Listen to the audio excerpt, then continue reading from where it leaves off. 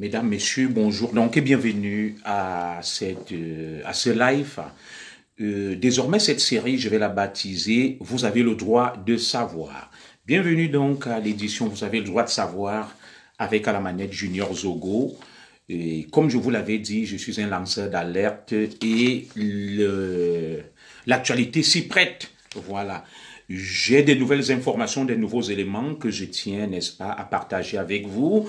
C'est une journée de repos pour moi. Je sais que beaucoup sont encore en service et ils suivront probablement ces directs en différé. L'essentiel pour moi, bien évidemment, étant de diffuser le message. Alors, ça sera un autre direct très intéressant. Nous allons aborder beaucoup de problématiques telles que je viens de l'annoncer à travers ce que vous pouvez lire sur la page Ikalan Minkul, les grands thèmes que j'aborderai aujourd'hui avec vous. Et comme j'aime bien le dire, je ne fais pas mes directs pour avoir des vues. Mon compte n'est pas monétisé, je ne recherche pas l'argent. Alors aujourd'hui donc nous allons entamer notre toute première édition intitulée « Vous avez le droit de savoir ». Ce qu'on ne vous dit pas. Junior Zogo, l'enfant du Ikalan Minkul, va procéder aux recherches, aux analyses pour vous le restituer et en discuter avec vous. Bonjour, bonjour à tous. Alors aujourd'hui donc, nous allons parler de l'Engana Muit Gate et de ses ramifications. Vous aurez la chair de poule à travers ce que je vais vous révéler aujourd'hui. Et puis, bien évidemment, nous ferons un petit zoom sur l'hommage des patriotes à notre héros, Achille Mvogo Rigobert, qui a été conduit à sa dernière demeure du côté des Ligues Infomo le week-end dernier. Et bien évidemment, nous aborderons la Com2 Gate avec le droit de réponse de Madame le maire d'Acom2, notre sœur Élise Mbala Meka. Vous savez, nous sommes des démocrates et nous ne pouvons pas refuser un droit de réponse. J'ai eu à faire un direct assez flamboyant qui a fait bouger les lignes et qui, bien évidemment, a conduit à la libération de notre compatriote Roger Abba. À la suite de cela, j'ai été contacté par Madame le maire d'Acom2 qui m'a dit « Nous sommes en démocratie. Monsieur le commissaire, vous avez été formé dans ce qu'on appelle le contradictoire. Vous avez donné une seule version. Je tiens aussi à donner la mienne parce que je suis bousculé, assailli de toutes parts. Et bien évidemment, bonjour à Christelle Ngono. Je vous donnerai ici, je vous déclinerai le droit de réponse de Madame le maire d'Acom2 et puis mes observations par la suite. Je dis bonjour au grand patriote Serge Anthony Ongene qui bien évidemment pourra intervenir à la fin donc, de ce direct puisqu'il est l'un des principaux acteurs de cet hommage rendu à notre héros du côté des Ligues Infomo avec la grande patriote républicaine Marie-Paul Paul. Alors voilà donc les grandes articulations de notre direct ou tout au moins de notre échange de ce début d'après-midi. Et comme je le disais, je n'incite pas à la fainéantise. C'est pas parce que vous aurez vu Junior Zogo venir faire un direct un mardi à 14h15, vous allez vous dire oui, Junior Zogo ne travaille pas, il ne fait rien. Bonjour à Nicole Bissot. C'est tout simplement ma journée de récupération. J'ai travaillé tout ce week-end, samedi, dimanche. J'ai travaillé lundi. J'ai un système de roulement dans mon service. Tu travailles 3 jours, tu as 2 jours de récup et tu reviens. Et puis j'assure la permanence 2 week-ends sur 4 avec notamment des très bons salaires avec le dimanche. Voilà, mes horaires sont majorés de 25% les dimanches. Donc là, je suis de repos aujourd'hui et demain, je reprendrai le travail, bien évidemment.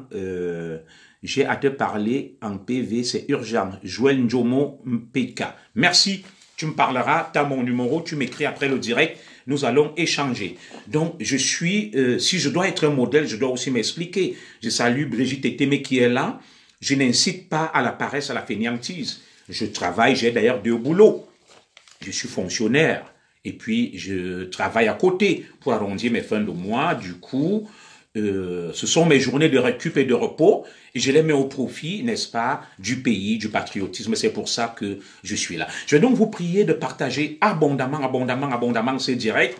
Dès que nous sommes 100, nous lançons parce que ça va déménager, Junior Zogo n'est pas là pour aborder des problématiques liées, je salue Coco Stéphanie qui est là, à la sensualité, à la débauche et à n'importe quoi. Junior Zogo est là tout simplement pour détricoter, analyser, passer au peigne fin, ce qui n'a pas pu être révélé au grand public. Vous allez découvrir avec effroi les ramifications de cette affaire dite d'Engana Muit, ce que j'appelle désormais l'Engana Muit Gate. Et vous allez suivre après ce direct.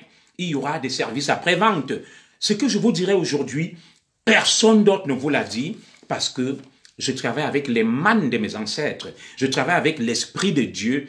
Je travaille tout simplement avec beaucoup de grands patriotes tapis dans l'ombre qui me donnent assez d'informations, Vous allez donc savoir aujourd'hui ce qu'on vous cache derrière cette affaire dite d'Engana Muit, l'Engana Muit Gate. Ça va vous donner la chair de poule. Ça va vous donner la chair de poule. Je ne suis pas là pour l'insulter. Je ne suis pas là pour la vilipender. Je ne suis pas là tout simplement pour la jeter en pâture. Mais c'est une victime d'un vaste réseau, d'une machination jusqu'au sommet de l'État, tel que vous ne pouvez pas l'imaginer. Et si moi je ne parle pas, personne d'autre ne parlera.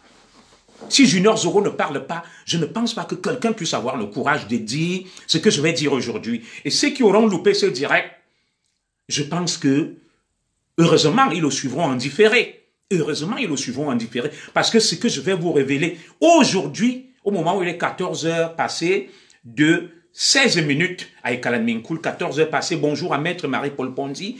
Alors, connectez-vous, enregistrez ce direct, tous les paparazzis.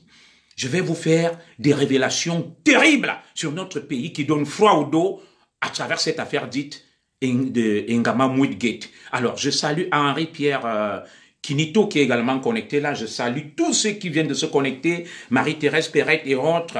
Bonjour à vous tous. Marie-Thérèse Perrette, vous aurez le droit de réponse de notre sœur, mère d'Acom 2. Nous allons faire nos observations. Vous pourrez intervenir. Elle m'a appelé. Nous avons échangé près de 2 heures de temps. Elle m'a dit qu'elle était indignée, scandalisée et que je l'ai livrée en pâture. Il est question pour elle. Oui, Joël Njomo, je vais afficher mon numéro tout à l'heure là. Et que voilà sa version. Nous allons discuter de sa version donc aujourd'hui. Et vous aurez appelé comme toujours. Je vais faire mon exposé pendant 1 heure maximum. Il est 14h17. À 15h17, j'arrêterai mon exposé et jusqu'à 16h, vous aurez la parole pour pouvoir discuter de l'aspect qui vous intéresse. Alors, nous allons donc commencer ce direct dès que nous atteignons le cap symbolique. Bonjour à Eva Foué de 100 followers connectés. Alors, nous allons lancer le direct. Bonjour à Edeyouane. Bonjour à toi. Bonjour à Gastino Essomba. Bonjour à France Huile, Loïc Aïssi. Je vous prie de partager. Et je salue Guylaine Chapuis aussi qui vient de se connecter là. Dès que nous sommes 100, je lance mon direct. Alors, merci à tous ceux qui m'ont donné des informations cruciales sur cette affaire dite d'Engana Muit. Et je ne peux pas laisser le grand public camerounais sans l'édifier, sans le mettre en garde sur ce qui est en train de se tramer. Tout simplement, l'Engana Muit Gate est le début de la guerre pour la succession du président Paul Biya. Tel que je vais vous le révéler. C'est effroyable. Ça donne la chair de poule. Et pour m'exprimer de manière prosaïque, ça craint dans ce pays. Toutes les informations qui m'ont été remontées sur l'affaire dite Engana Muit me donnent froid au dos. Il faut être courageux comme moi pour pouvoir l'aborder publiquement. Et je sais que là, la République va trembler. Et je ne suis pas là pour donner des noms. Mais je crois dans un prochain direct, je donnerai les noms de tous ceux qui, n'est-ce pas, essayent d'alimenter ces tensions, ces conflits, qui font des coups bas, qui mettent des pots de banane un peu partout. Mesdames et messieurs, je suis tout simplement scandalisé. C'est donc parti pour ce direct. Je suis l'enfant du pays de la République. Je m'appelle Junior Zogo alias Ekalan Minkoul. Alors, désormais, je crois que si j'étais trop cupide, je devrais monnayer ma page et rendre les abonnements payants. Mais je ne le ferai pas. Ça serait priver beaucoup de Camerounais d'une information cruciale parce que vous aimez bien me suivre et je suis conscient que la situation du pays n'est pas facile pour que la plupart de mes followers qui sont presque indigents puissent payer les abonnements sur ma page. Je ne peux pas me permettre ça. C'est pour ça que je rends tout gratuit bien qu'elle n'étant pas milliardaire comme certains, je salue Ursule Nkouda qui vient de se connecter là. Alors, mesdames et messieurs, nous avons franchi le cap symbolique de 100 connectés. Tant pis pour ceux qui ne vont pas vivre en direct. Cet événement, c'est parti donc, boum, pour non pas le grand déballage, mais pour le grand éveil de conscience. Je suis un lanceur d'alerte. Bonjour à Céleste Nyanga. Et lorsque j'ai une alerte, je dois la lancer. Je dois lancer cette alerte-là.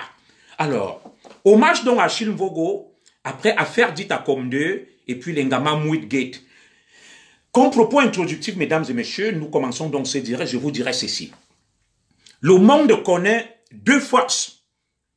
Voilà. Et il faudra être très intelligent et presque initié pour suivre les débuts de ce direct. Je salue Bébé Laure qui vient de se connecter là, qui est une grande follower, qui loupe aucun de mes directs. Merci, je suis honoré de savoir que je suis suivi par des stars, des artistes, des intellectuels, des Camerounais lambda. Merci à vous. Je ne peux que vous le rendre en vous remerciant via mes directs. Alors, pour comprendre l'affaire dite d'Engana Mouit, il faut avoir une grande spiritualité. C'est pour ça que je vais vous faire ce petit propos introductif. Le monde connaît deux forces, deux puissances dominatrices, mesdames et messieurs. Il y a le monde de la lumière et le monde des ténèbres. Écoutez-moi très bien et enregistrez ce direct. Pour comprendre notre 21e siècle, il faut se référer à deux choses. Je dis bien deux choses, la lumière et les ténèbres. Je vais vous démontrer ce qu'on appelle la lumière et je vais vous démontrer ce qu'on appelle les ténèbres. Je vais frapper dur, je vais couiller très fort. Aujourd'hui, j'ai pris les paparazzis d'enregistrer ce direct. Alors, et dans ce monde donc du 21e siècle, si vous ne l'avez pas compris, vous êtes condamné à être un mouton, un suiveur. Junior Zogo n'est pas un mouton. Bernadette Tézin, bonjour. Junior Zogo n'est pas un suiveur. Junior Zogo n'est pas dans les ténèbres. Junior Zogo est tout simplement du côté de la lumière. Donc notre monde actuel fonctionne avec deux forces qui s'opposent, les ténèbres et la lumière. Et à travers ces deux expressions, chacun peut savoir où est qui et qui fait quoi. Alors, je préfère faire mes directs à 14 heures. Au moment où il y a encore la lumière. Parce que dès qu'il y aura les ténèbres la nuit, je ne peux plus me protéger et je dois me consacrer à mon Dieu pour pouvoir me protéger. Parce que ce qui est en train de se dessiner au Cameroun, ma coordonnatrice Guylaine Chapuis, est très compliqué. C'est pour ça que je préfère agir en journée. Je salue mon frère Ardodé qui est là. Parce que ces forces des ténèbres vont venir me chercher la nuit après ce direct. Voilà. Je préfère agir à 14 heures en plein jour pour échapper à la furia des forces des ténèbres qui tiennent le Cameroun en otage et qui tiennent même le monde en otage. Alors, soit vous êtes de la lumière, soit vous êtes des ténèbres.